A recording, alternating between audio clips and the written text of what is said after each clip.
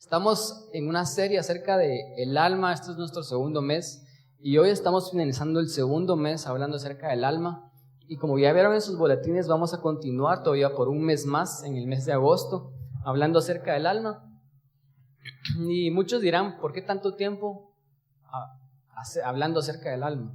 Y si quieren saber la respuesta a esa pregunta, lean lo que escribí en el boletín, porque el alma es importante, porque nuestras almas son eternas.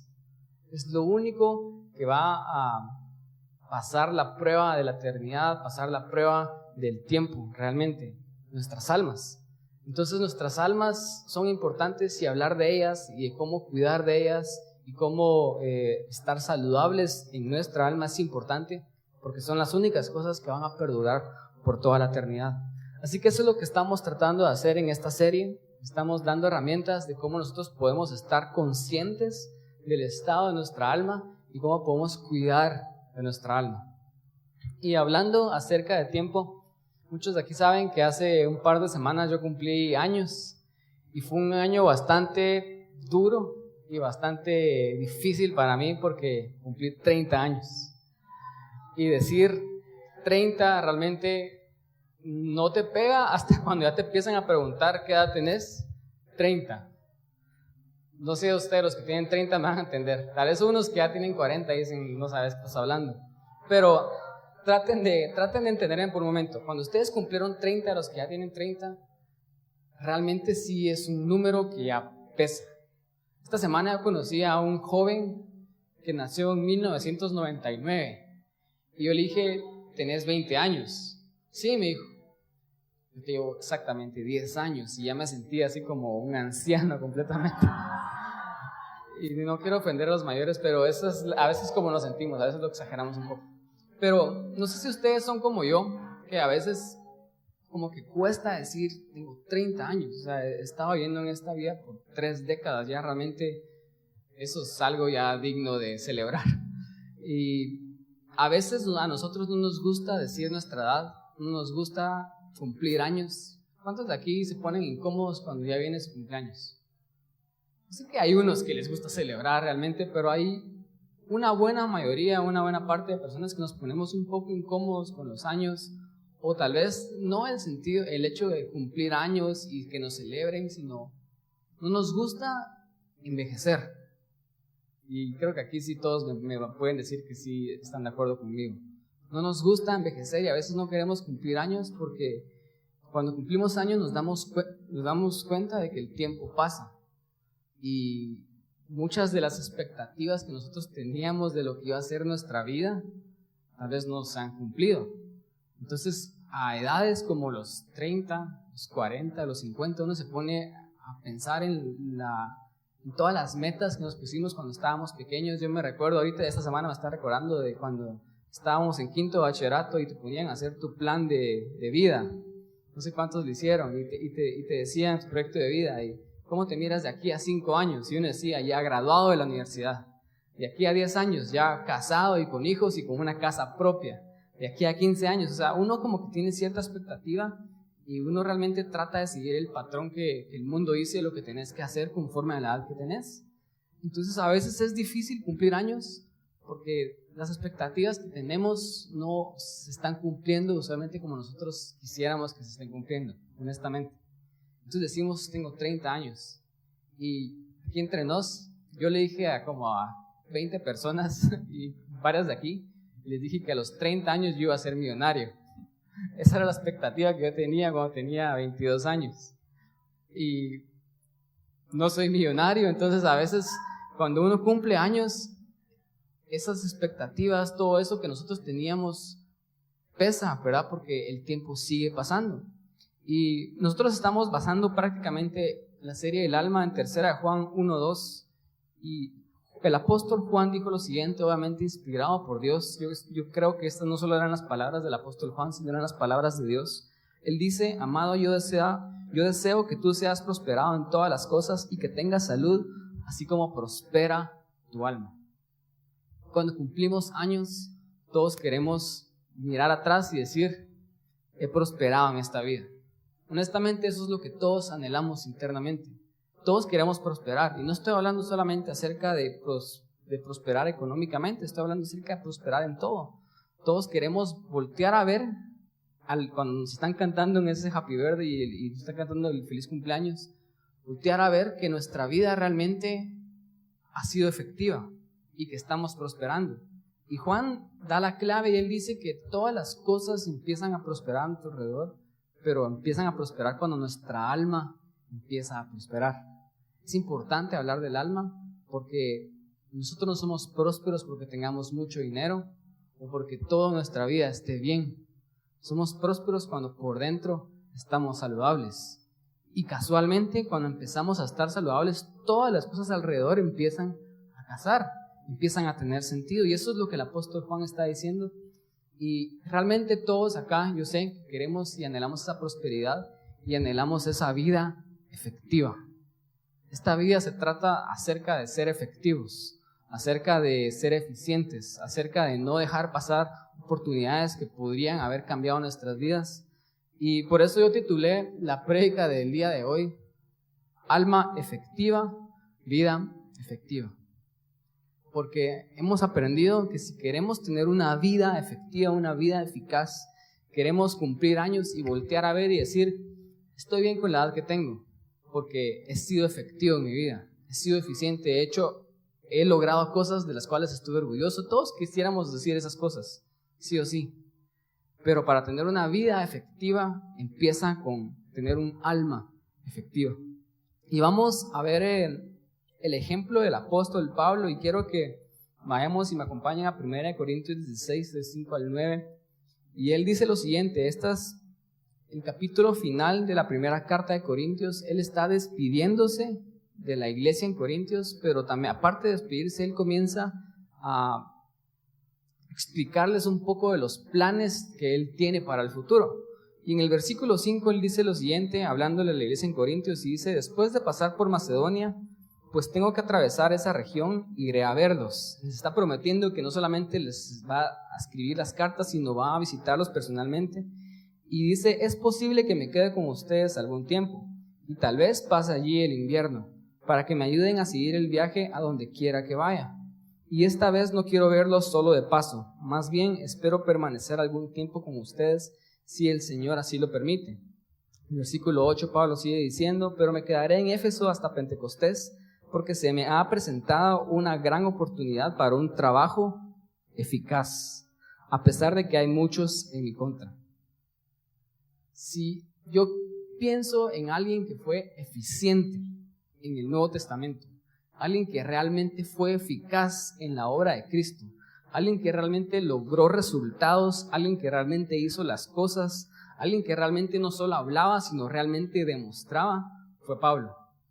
Pablo, el hombre que escribió 13 libros del Nuevo Testamento, por lo menos fundó 14 iglesias, y de esas iglesias salieron muchas más, miles de iglesias.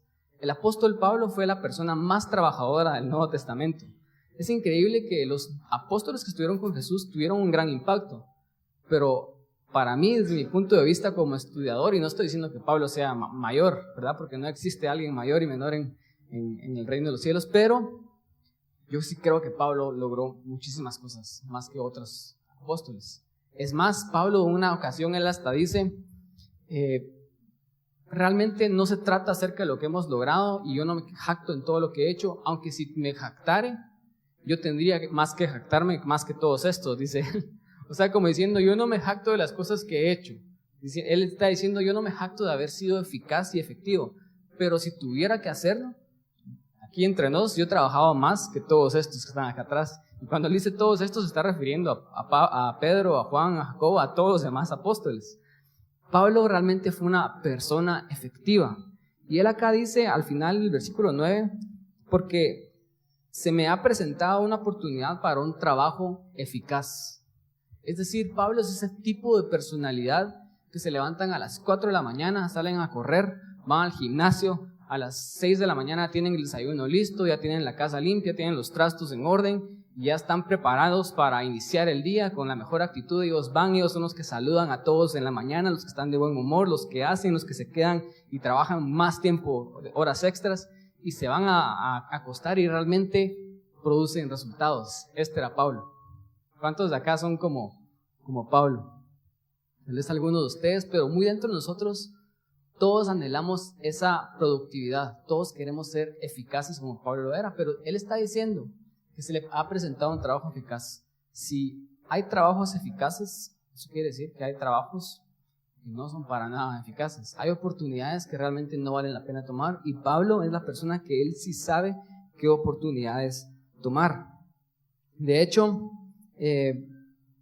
Pablo reconoce las buenas oportunidades cuando las ve, y él quiere ser efectivo, pues no quiere desperdiciar su tiempo, energías y vida en algo que no va a producir frutos.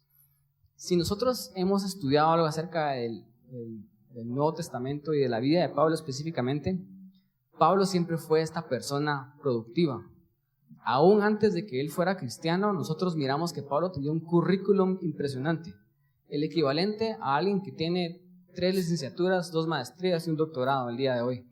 Pablo era de las personas más estudiadas y más capaces de su época. Él dice: yo soy fariseo de fariseos, yo estudiaba a los pies de Gamaliel, realmente yo tengo mucho que jactarme, pero todo esto lo tengo como basura, decía Pablo. O sea, él realmente tenía una trayectoria de ser alguien que hacía las cosas aún antes de convertirse al cristianismo. Y es esa misma voluntad de ir tras las cosas eficaces y tras la eficiencia y tras ser productivo lo que lo hace a él venir y tomar como que toda la persecución cristiana, tomarlo como algo tan personal, porque eso era su vida. Él defendía la ley judía, y cuando se empiezan a levantar estos cristianos y de repente ellos comienzan a amenazar lo que él es, empiezan a amenazar su profesión, él comienza a decir: el imperio romano, ¿por qué no están haciendo nada? Y de repente pone presión a las autoridades romanas para que ellos vengan y comiencen a arrestar a los cristianos. Y cuando él mira que el imperio romano no está haciendo mucho, y de hecho acaban de matar a su líder, Jesús, pero pensaron que eso iba a detener a los cristianos y solo causó que los cristianos se siguieran multiplicando, Pablo viene y dice: esto es suficiente, yo tengo que hacer algo al respecto, porque él es eficaz, él no tolera cuando las cosas no están pasando. Entonces él no tolera que el imperio romano no esté haciendo su función de detener el cristianismo. ¿Qué hace él? Empieza él mismo a agarrar a los cristianos, a meterlos presos y a llevarlos a la cárcel. ¿Era Pablo policía? ¿Era Pablo soldado romano? No. ¿Pero por qué hace él eso? Porque él tenía muy dentro de sí el ser eficaz, el perseguir las cosas y hacer las cosas, porque tenía la mentalidad de que si yo no lo hago, entonces nadie lo va a hacer. Si las cosas no las hago yo, las van a hacer mal. Entonces él viene y se mete y comienza a meter las manos y comienza a perseguir a los cristianos. Y es ahí donde Dios lo encuentra, donde Dios le pone un alto y le dice: hey, ¿por qué me estás persiguiendo? Pablo tiene un encuentro con Dios, pero él estuvo descansando por un tiempo. Si hemos leído la Biblia, él se quedó ciego, recuperó la vista, estuvo como en un tiempo así tranquilo, pero según el carácter que yo percibo que era el carácter de Pablo, él definitivamente era un controlador, alguien que tenía que hacer las cosas ya. Él no se puede estar mucho tiempo sentado. Entonces él, en el momento en el que recupera la vista, si ustedes leen el libro de Hechos, él regresa y comienza a predicar el evangelio siendo un nuevo creyente, siendo un nuevo convertido. Él lo primero que hace es que se va a meter en la sinagoga y comienza a debatir y comienza a hablar acerca de Cristo y comienza a confundir, dice la Biblia, a un montón de judíos que creían en la ley. Obviamente todo esto lo hace sin el poder del Espíritu Santo, porque él estaba aprendiendo a moverse, él empezó a hacer las cosas como las sabía hacer. Y de repente cuando él quería hacer las cosas, él empieza a tener un montón de problemas. Y lo empiezan a perseguir y lo empiezan a tratar de matar. Y muchas veces él tuvo que escapar de un muro, él tuvo que huir, él tuvo que hacer cosas. Entonces Pablo estaba muy confundido y él decía: yo quiero hacer las cosas, yo quiero hacer algo, pero cada vez que yo intento hacer algo me pasa, me amenazan de muerte, me persiguen y me ponen un freno. Inclusive los mismos cristianos no me toman en cuenta, porque he tratado de ir con Pedro, he tratado de ir con Juan y me tienen miedo. Si ustedes han leído el libro de Hechos, ustedes miran que cuando él se convirtió, Dios le pone como un freno a él. Y Dios le estaba tratando de enseñar algo, y le estaba tratando de enseñar que Pablo anhelaba tener una vida efectiva, pero la forma en la que él realmente iba a ser efectivo no es como nosotros conocemos la efectividad. Para nosotros ser efectivos es hacer las cosas nosotros mismos. Pero Dios tiene una revelación más grande que darle a Pablo. Y después Pablo la aprende y ahorita les voy a dar la clave porque todos acá queremos tener vidas efectivas, sí o sí. Yo quisiera algún día, si yo muero, que en mi muerte digan las cosas increíbles que yo hice por el reino de Dios. Que digan, este hombre amó a Dios con todo su corazón, este hombre amó a las personas, este hombre realmente trajo el reino el reino a la tierra, este hombre realmente hizo cosas que van a perdurar en la vida de muchos. Yo quisiera esas palabras en mi funeral, todos quisiéramos esas palabras, y realmente tal vez no es por perseguir esas cosas, pero ninguno acá quisiéramos vivir vidas desperdiciadas y que nosotros nos vayamos de esta tierra y que nadie nos recuerde y que nadie hable de las cosas que hicimos y las cosas que creamos. Todos queremos dejar un legado, todos queremos ser efectivos. Y si nos vamos no hasta la muerte y no a nuestro futuro lejano tal vez, si nos vamos solo al día viernes en una semana cotidiana, yo el día viernes yo quiero terminar todo el trabajo que tenía en la semana. ¿Cuántos de ustedes no quieren terminar el trabajo para el viernes? Para poder estar tranquilos el sábado y el domingo y no tener esa presión. Todos queremos ser efectivos, todos queremos realmente lograr resultados. Y Dios tiene algo que enseñarnos el día de hoy. Dios dice, ustedes sí pueden ser efectivos. Ustedes sí pueden tener una vida de muchos frutos y de muchos resultados. Pero la forma en la que yo los voy a llevar ahí es muy diferente a la forma en la que ustedes conocen la efectividad. Y antes de entrar a los puntos del día de hoy, quiero que me acompañen a Salmo 1, de 1 al 3. El salmista dice lo siguiente: bienaventurado el varón que no anduvo en consejo de malos, ni estuvo en camino de pecadores, ni en silla de escarnecedores se ha sentado, sino que en la ley de Jehová está su delicia, y en su ley medita de día y de noche. Dice, será como un árbol plantado junto a corrientes de aguas, que da su fruto en su tiempo y su hoja no cae, y todo lo que hace prosperará. Otra vez esta palabra tan increíble, prosperará. ¿Cuántos de aquí realmente quieren prosperar en esta vida? ¿Cuántos de aquí quieren hacer cosas, sea lo que sea que hagamos, y que esas cosas empiecen a prosperar? Es decir, si ponemos un negocio, que ese negocio prospere. Si estamos en una relación, que esa relación prospere. Si estamos educando a nuestros hijos, que esa educación prospere. Todos queremos lo que acabamos de leer. Queremos que nuestras vidas prosperen, pero si ponemos atención a lo que estamos leyendo, dice el versículo 2, bienaventurado al varón que no anduvo en consejo de malos, y después en el versículo 2 dice, sino que en la ley de Jehová está su delicia.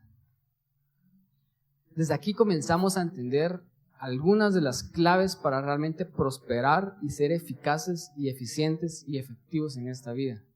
Y es primero, empecemos a disfrutar de Dios. Si quieres prosperar, muchos pensaríamos ponerte a trabajar, comenzar a hacer las cosas, levantarte temprano, hacer todo esto, que realmente sí hay que hacer, esas cosas son buenas, pero realmente la Biblia está diciendo, si quieres prosperar, tienes que comenzar a deleitarte en Dios, comenzar a disfrutar de Él. Y después, una clave para prosperar es que dice que seremos como árboles plantados junto a corrientes de aguas, que damos su fruto a su tiempo. Algo muy importante de recordar es que en nuestras vidas nosotros siempre queremos ver resultados. Vivimos en esta sociedad en la que queremos los resultados y las cosas que pasen inmediatamente. Empezamos a hacer ejercicios y en el primer mes ya nos queremos ver como la persona que nos está enseñando esos ejercicios. Empezamos una dieta, empezamos cualquier programa, empezamos a aprender un idioma nuevo y a los 3 meses queremos ya ser fluidos. Y de hecho perseguimos los cursos que nos prometen que en 3 meses nos van a hacer fluidos, porque queremos que las cosas pasen ya.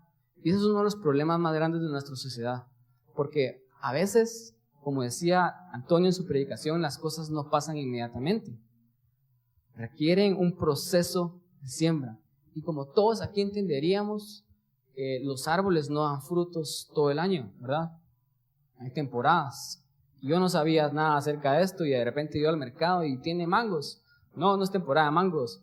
¿Qué es eso de temporada de mangos? No sabía que existía, que pensaba que los mangos siempre se daban todo el año, igual que los duraznos. Pero no, o sea, hay temporadas y cualquier agricultor entiende de que aunque el árbol esté ahí plantado y que ese árbol no tenga frutos en este momento, no significa que ese árbol sea un mal árbol. Significa que ese simple y sencillamente no es su tiempo. Y honestamente, ¿cuántos de aquí nos hemos sentido frustrados porque no hemos sido efectivos en ciertas cosas en nuestras vidas y quisiéramos ver los resultados ya? Tal vez lo que Dios nos está diciendo hoy, solo ten paciencia, porque los frutos van a venir a su tiempo. Pero la clave de ser próspero, según el Salmo 1, del 1 al 3, es deleitarnos en Jehová. Es algo que no esperaríamos hacer. Es venir y sentarnos, a pesar de que tenemos tanto trabajo que hacer, y ponernos a adorar a Dios. Es decir, tengo todos estos quehaceres, pero yo sé que si los comienzo a hacer ahorita solo me voy a frustrar y me voy a estresar más, porque primero mejor no me tomo un tiempo para adorar a Dios. Aún a pesar de todas las cosas que tengo que hacer, y les prometo, Dios va a hacer abundar su tiempo. Dios los va a hacer prósperos, Dios los va a hacer efectivos, pero empieza primero con deleitarnos en Él. Otra clave que les quiero dar antes de empezar los puntos se encuentra en Salmos 92, del 12 al 14. Escuchen lo siguiente, dice: el justo florecerá como la palmera, crecerá como cedro en el Líbano, plantados en la casa de Jehová, en los atrios de nuestro Dios florecerán, aún en la vejez fructificarán, estarán vigorosos y verdes. ¿Cuántos quieren florecer? ¿Cuántos quieren realmente que otros los miren a ustedes y digan: wow, qué increíble la vida de esta persona?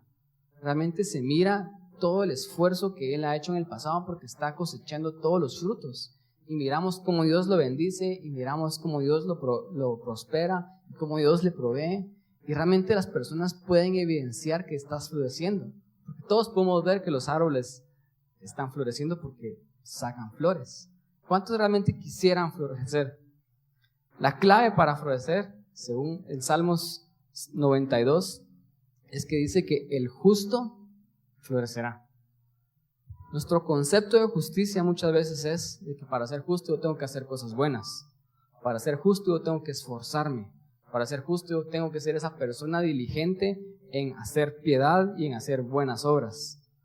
Pero los justos, según Dios, son las personas que descansamos en la justicia ¿de quién? Dios. Los verdaderos justos son los que dicen: Dios, yo no puedo ser justo en mis propias fuerzas, yo por eso solo lo único que puedo hacer es descansar en ti, porque tú sí sos justo. Si nos ponemos a analizar el texto, dice: el justo florecerá, pero el verdadero justo es la persona que descansa en la justicia de Dios. Si ustedes han estado poniendo atención a lo que estaba hablando y lo que estaba predicando, se recuerdan que una de las cosas principales y fundamentales que nuestra alma necesita es el descanso. Y de hecho nuestra vida fue creada para el descanso. El primer día del hombre, que fue el séptimo, fue el día de descanso para Dios y para el hombre también. El hombre fue creado en el sexto y el primer día del hombre, el séptimo, fue un día de descanso. Dios nos está diciendo: ustedes pueden ser efectivos, pero primero tenemos que aprender a deleitarnos en Dios. Primero tenemos que aprender a descansar en su justicia. Y entonces vamos a empezar a florecer, a producir frutos. Y es increíble como las analogías que pone el Salmo 92. Dice: el justo florecerá como la palmera. Si ustedes saben algo acerca de palmeras, yo no sé nada de palmeras, pero yo siempre investigo y me voy a Google y me voy a Wikipedia. Las palmeras son de los árboles más versátiles y más duraderos y flexibles que hay. En las tormentas, los fuertes vientos pueden llegar a botar los árboles, porque simple y sencillamente las raíces no aguantan y los árboles quiebran. Pero el tronco de la palmera es tan versátil y tan flexible que puede llegar a doblarse completamente, y cuando pasa el viento, regresa. El salmista no está usando como una analogía aleatoria a la que él se le vino a la mente, sino él está usando algo que realmente tiene sentido. Él está diciendo, cuando descansamos en la justicia de Dios, vamos a florecer como las palmeras. Eso quiere decir que aún en medio de las tormentas, aún en medio de situaciones difíciles, vamos a seguir estando ahí y vamos a seguir dando frutos. Y después dice que será como un cedro en el Líbano. Yo tampoco sabía mucho acerca de los cedros, pero sabían ustedes que el cedro es una de las maderas más fuertes, densas y pesadas que existen. Por eso es que es tan caro el cedro, porque es denso, es pesado y es fuerte. Y algo que sí sabía yo es que Salomón construyó el templo de Dios con cedros del Líbano. Es decir, es una madera privilegiada, es una madera increíble, tan increíble que Salomón decidió usar ese material para construir el templo de Dios. Dios está diciendo, cuando ustedes aprendan a descansar en mi justicia, ustedes van a empezar a florecer. Y a pesar de que hayan problemas y tormentas, ustedes van a seguir ahí parados. Porque esas cosas no dependen de ustedes. Si dependiera de su justicia, esas cosas podrían botarlos ustedes. Pero como su justicia no depende de ustedes, depende de mí, y yo siempre voy a ser justo, ustedes siempre van a seguir ahí, firmes, fuertes, densos, como el cedro. Y después dice, plantados en la casa de Jehová, en los atrios de nuestro Dios, florecerán.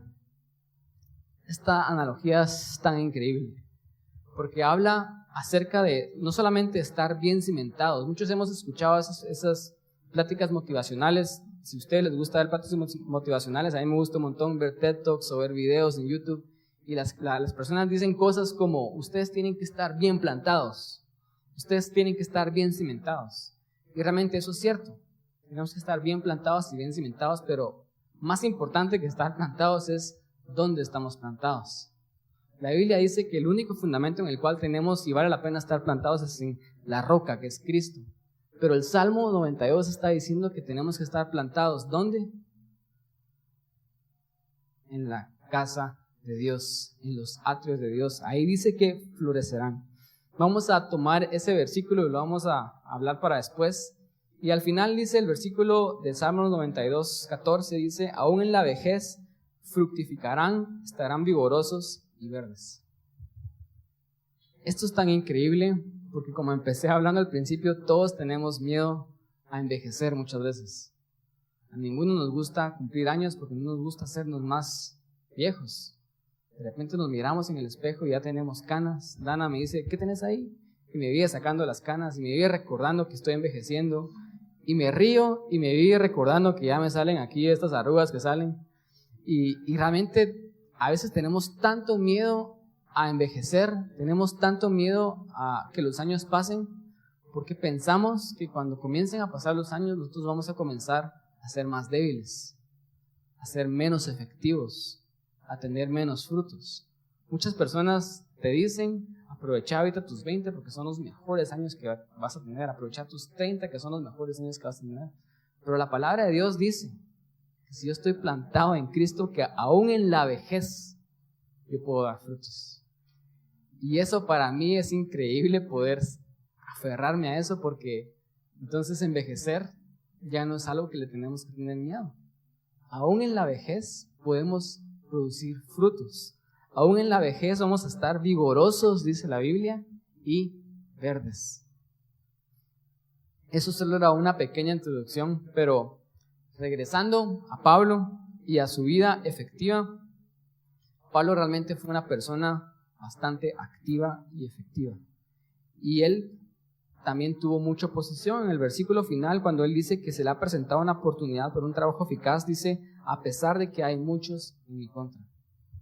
Algo que quiero aclarar antes de que entremos a los 2 puntos cortos que tengo el día de hoy acerca de cómo tener una vida efectiva, es de que cuando tengamos y empecemos a vivir vidas efectivas, siempre vamos a tener oposición.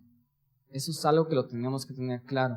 El que nosotros estemos caminando en una dirección y tengamos oposición no significa que estamos caminando en la dirección equivocada.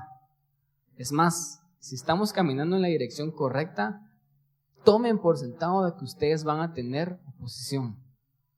El día que ustedes quieran comenzar a cambiar sus vidas, a ser efectivos, a ser prósperos, a comenzar a vivir para el reino, ese día ustedes van a comenzar a tener más oposición. Y eso es simple y sencillamente la vida, pero la oposición no tiene nada que ver con que si nosotros somos efectivos o no. Entonces solo quería aclarar eso y les quiero hablar acerca de 2 claves, según Pablo, para obtener una vida próspera y efectiva. Y si me acompañan nuevamente a 1 Corintios 16, del 5 al 9, vamos a leer lo siguiente. Y quiero que ustedes comiencen a notar varias palabras que yo voy a ir resaltando. Pablo dice lo siguiente: después de pasar por Macedonia, pues tengo que atravesar esa región, iré a verlos. Y dice Pablo, número 6, es posible, palabra número 1, que me quede con ustedes algún tiempo.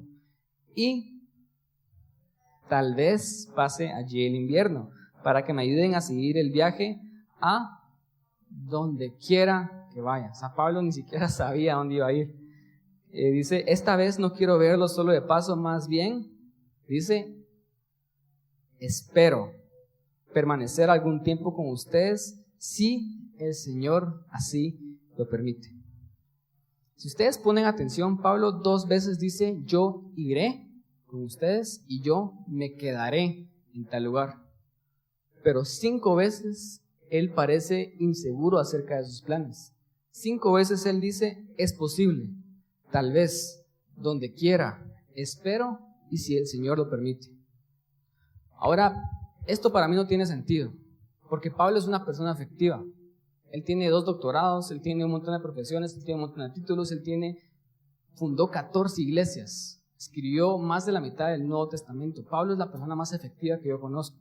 Y la persona más efectiva que yo conozco no está a cargo de su propio horario. Eso para mí no tiene sentido, porque para mí alguien efectivo es alguien que tiene su agenda de las cosas que tiene que hacer y él no puede perder ninguna cosa de su agenda, porque si pierde algo de su agenda, entonces ya no logra nada en la vida. Es alguien que está en control completo de su agenda, en control completo de a quién va a ver, a dónde va a ir. Es decir, Pablo no es como esos viajeros que van y dicen, ahí miramos qué sale, ahí miramos dónde nos quedamos. Hay personas que son tan libres que ellos se atreven a ir a otro país y se bajan del aeropuerto y no saben a dónde van a ir y no saben a dónde se van a quedar.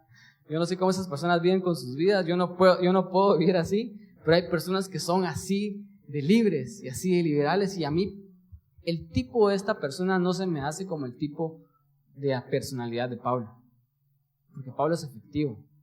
Pero solo en estas palabras yo miro que Pablo dice que 2 veces él está seguro y 5 veces él no está en control de qué va a pasar con su horario y qué va a pasar con su vida.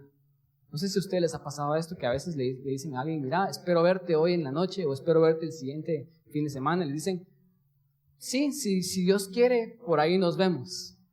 ¿Qué asumen ustedes inmediatamente después de escuchar el si Dios quiere? No va a ir y está poniendo a Dios como excusa de que no fue porque Dios no quiso. O sea, encima de eso no solamente no es de palabra, sino está poniendo a Dios para excusarse de que no va a ir. Y todavía así viene y trata de hacerse el gran espiritual. Si a nosotros nos dicen esas cosas, mira, te espero o vas a venir, ¿a qué horas venís? Mira, si Dios quiere, por ahí voy a estar, tal vez, no sé, donde quiera, si el Señor así lo permite, ahí estaré. ¿Qué pensaríamos nosotros acerca de esa persona? Esta persona no quiere venir. Y realmente nosotros damos por sentado este tipo de frases y a veces, honestamente, se los aseguro, las personas que ustedes lo han escuchado, la verdad es que esas personas no quieren ir. Pero la verdad de Pablo es que él no era alguien inseguro, no era alguien que no sabía qué hacer y que vivía en el día al día, que él se levantaba y decía, si me dan ganas voy a ir a visitar a los de Corintios, si no me dan ganas no voy. Y él no ponía, si el Señor lo permite, como una excusa para no ir. Yo lo que realmente creo es que Pablo aprendió que para ser efectivo, él no podía estar a cargo de su propia vida. Y mi punto número 1 es que Pablo entregó su alma. Pablo rindió su alma. Él tuvo que entender, tal vez a las malas, de que si él realmente quería ser eficiente y eficaz, él no podía seguir en control de su vida. Y es por eso que él aprendió a rendir su vida. Pablo realmente vivía una vida rendida. ¿Por qué Pablo vivía una vida rendida? Porque para Pablo Dios era real. Y eso cambió todas las cosas. El momento en el que Pablo vio a Jesús y se cayó de ese caballo, se cayó de donde quiera que él estuviera montado, en ese momento él cambió su vida. Y él dijo, en este momento yo ya no quiero seguir mi propio horario y mi propia agenda. En este momento yo voy a seguir a Dios. Y él aprendió a rendir su vida. Y no sé si ustedes pueden adaptar eso a sus vidas, pero si ustedes tienen una relación, están casados o tienen un novio o tienen novia, ustedes saben de que una de las cosas más importantes que podemos hacer en una relación es incluir a la otra persona en nuestro horario. Si nosotros estamos en una relación, ya no podemos nosotros empezar a vivir y seguir viviendo como que si no estuviéramos en una relación. Porque entonces, ¿para qué estamos en una relación? Si no vamos a tomar en cuenta a la otra persona. Si yo voy a seguir viviendo mi vida como que si la otra persona no existe, yo voy a seguir en mis caminos, en mi agenda y en las cosas que yo tengo que hacer, entonces, ¿para qué estoy con la otra persona? El punto de la relación es como tener esa conciencia de que ahora no estoy solo. Y ahora las cosas no solamente funcionan alrededor de lo que tengo que hacer, sino alrededor de lo que tenemos que hacer y las cosas que vamos a hacer juntos. Y eso es algo que Pablo tiene bien seguro en su vida. Él dice, yo siempre he anhelado ser eficaz, pero ahora que yo estoy con Dios y Dios es tan real para mí, yo no puedo seguir a cargo. Yo tengo que rendir mi vida. Para mí, no sé si ustedes, y estoy siendo redundante con esto, pero Pablo realmente fue una persona efectiva y eficaz. Pablo realmente fue un hacedor. Él hizo las cosas, pero él tuvo un mayor impacto cuando él aprendió a rendir su vida. Y simple y sencillamente estas cartas son una prueba de la forma en la que él vivía su día a día. Él seguramente se ponía planes, él dice cosas como tengo que pasar por Macedonia, tengo que atravesar esa región, quiero ir con ustedes y esas cosas las quiero hacer. Pero yo siempre vivo dependiente de lo que Dios quiera hacer primero conmigo y a dónde Él me quiera llevar. Y por más que yo quiera ir con ustedes, yo no les puedo asegurar que voy a ir con ustedes porque yo voy a ir donde Dios me diga que yo tenga que ir. Y eso cambia todas las cosas. Pablo vive una vida rendida. Una vida efectiva, puse yo acá. Primero debe ser una vida rendida. Rendirse no es un sacrificio, sino rendirse es seguridad. ¿Por qué es seguridad? Porque si yo rindo mi vida a Dios, ahora Dios es la persona que me guía. Rendirse no es un sacrificio, es decir, poner a un lado mis planes, poner a un lado las cosas que yo tengo que hacer. A veces decimos, ay, qué gran sacrificio, y hablamos que la vida cristiana es un sacrificio, es tomar nuestra cruz, que es matar, que es esto, lo otro, pero realmente vivir una vida rendida a Dios no es un sacrificio. Porque yo estoy poniendo esas cosas a un lado, pero yo me estoy entregando a Él. Y es seguridad porque ahora Él es el que me guía. Y si Él me guía, toda la presión de lo que va a pasar con mi vida está ahora ¿en quién? En Dios. Yo no tengo que venir y frustrarme por las cosas que no he logrado o no he alcanzado todavía, porque yo sé que Dios es el que me está guiando. Y si yo digo estas cosas no han pasado, es porque Dios no ha querido que pasen. Y de repente las cosas que yo por muchos años traté de hacer que pasaran, cuando yo rindo mi vida a Dios, Dios las empieza a cumplir en mi vida de un día para otro. ¿Por qué? Porque Él es el que me está guiando. Rendir nuestras vidas realmente no es un sacrificio, es vivir una vida segura porque Dios es la persona que nos guía. Es decirle a Él, si tú me guiaste acá, entonces tú me vas a decir qué hacer y yo no sé qué hago acá, pero yo confío completamente en ti. El punto número 1 es que nosotros tenemos que rendir nuestra vida, entregar nuestra vida si queremos realmente ser efectivos en esta vida.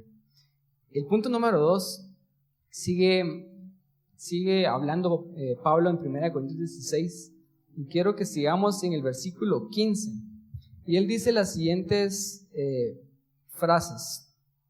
Vamos a leer desde el versículo 10, vamos a leer el 10 y después vamos a leer el 15 al 19. Y en 1 Corintios 16, 10, Pablo dice lo siguiente: si llega Timoteo, Procuren que se sienta cómodo entre ustedes porque Él trabaja como yo en la obra del Señor. Y después sigue diciendo en el versículo 15, bien saben que los de la familia de Estefanas fueron los primeros convertidos en Acaya y que se han dedicado a servir a los creyentes. Les recomiendo, hermanos, que se pongan a disposición de aquellos y de todo el que colabore en este arduo trabajo. Me alegré cuando llegaron Estefanas, Fortunato, Acaico, porque ellos han suplido lo que ustedes no podían darme, ya que han tranquilizado mi espíritu y también el de ustedes. Tales personas merecen que se les exprese reconocimiento.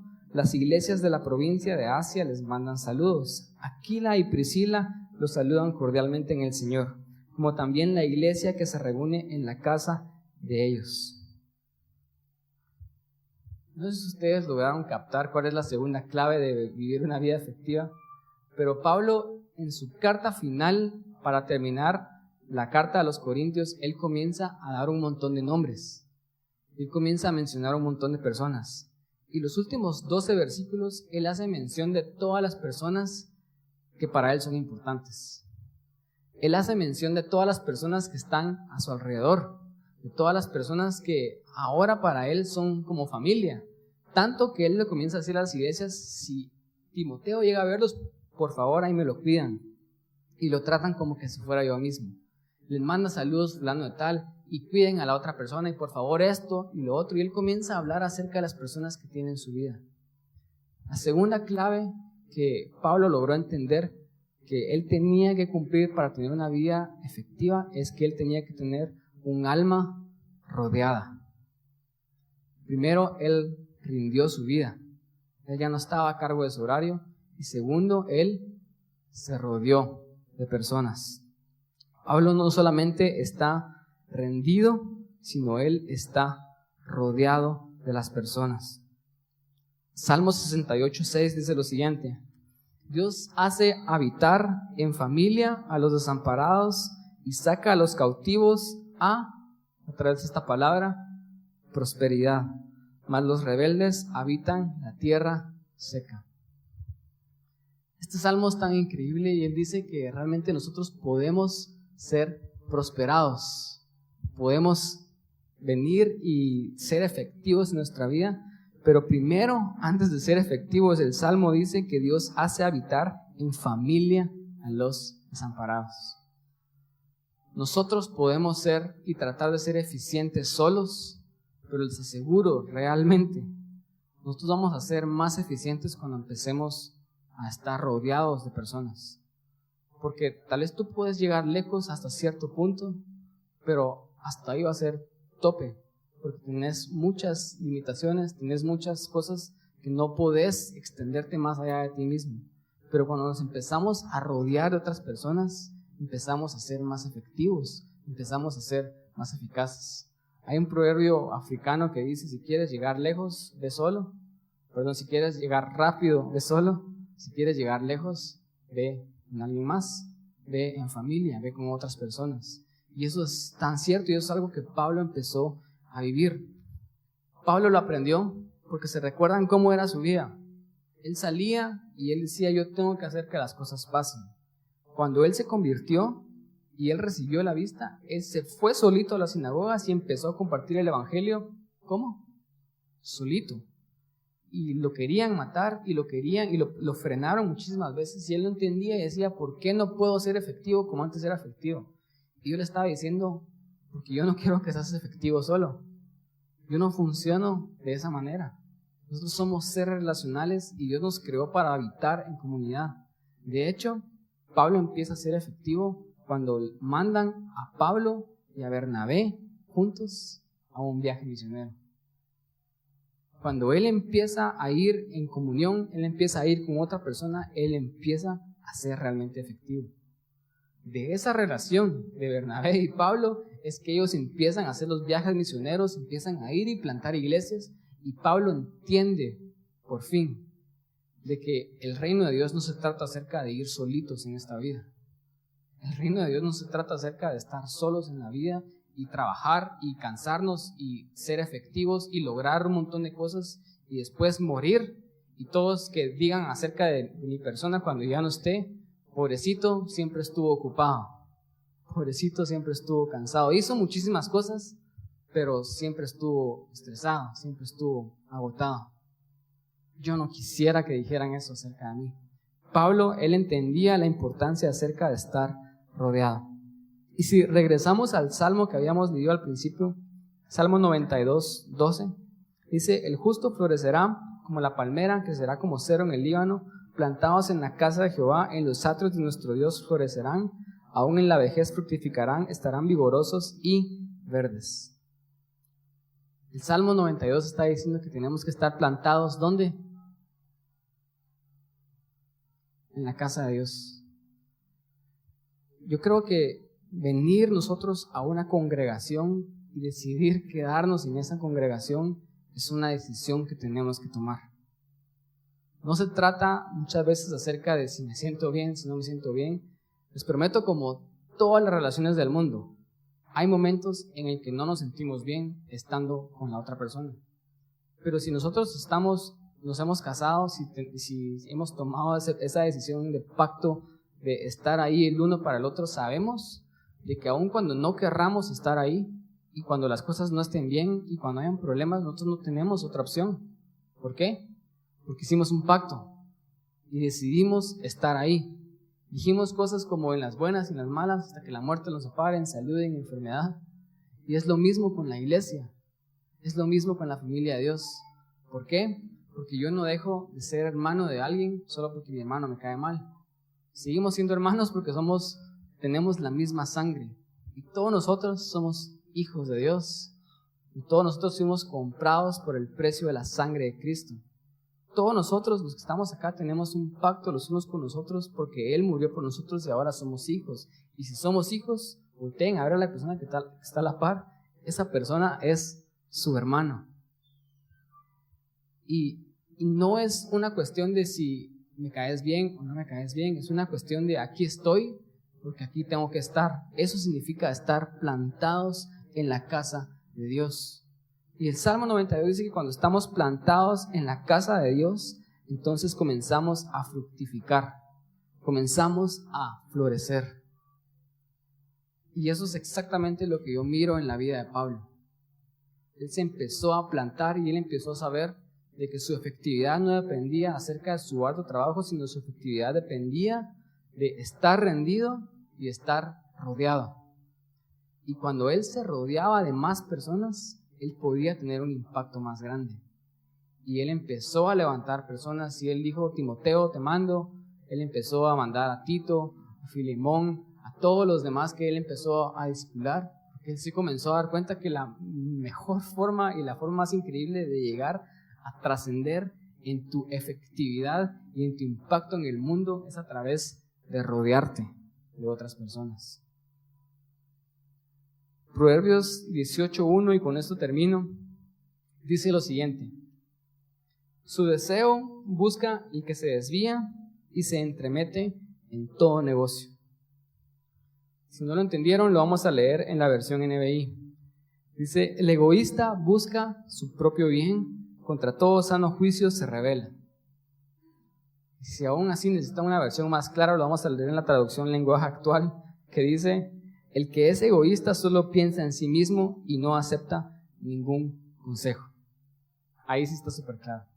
En pocas palabras, cuando estamos solos, cuando estamos enfocados en nuestra vida, en mis planes, en que yo tengo que ser efectivo, en que yo tengo que hacer, cuando yo estoy enfocado en las cosas que yo quiero y no puedo ver más allá de mí, yo empiezo a tomar decisiones tontas.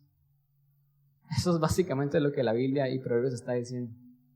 Cuando yo no puedo salir de mí mismo y yo soy egoísta, yo empiezo a tomar decisiones tontas. Y díganme, ¿no? Si la Biblia también es la que dice que la sabiduría está en la multitud de consejeros y de consejos. Necesitamos rodearnos, necesitamos permanecer en comunidad porque eso nos mantiene saludables. Nuestra alma necesita relación, nuestra alma necesita esa comunión y ese habitar con otras personas. Somos seres relacionales, es para lo que fuimos creados, y de hecho, según lo que acabamos de leer en la palabra de Dios, es por nuestro propio bien. Si ustedes se mantienen en una comunidad, si ustedes se mantienen plantados, ustedes van a comenzar a florecer. Es por nuestro propio bien, porque cuando ustedes vayan por el lado izquierdo, va a venir alguien que los va a jalar. No, mira, por ahí no se va, es por el lado derecho. Y ay, gracias, no sabía. Pero antes, cuando estábamos solos, ¿cómo podíamos distinguir entre el lado derecho y el lado izquierdo? Eso solo pasa en comunidad. El que es egoísta solo piensa en sí mismo y no acepta ningún consejo, dice Proverbios 18:1. Entonces, no subestimemos realmente cuán bendecidos somos de tener una iglesia como esta. Tener una iglesia realmente es una bendición. Ser parte de una comunidad es una bendición. Es lo que nuestras almas necesitan.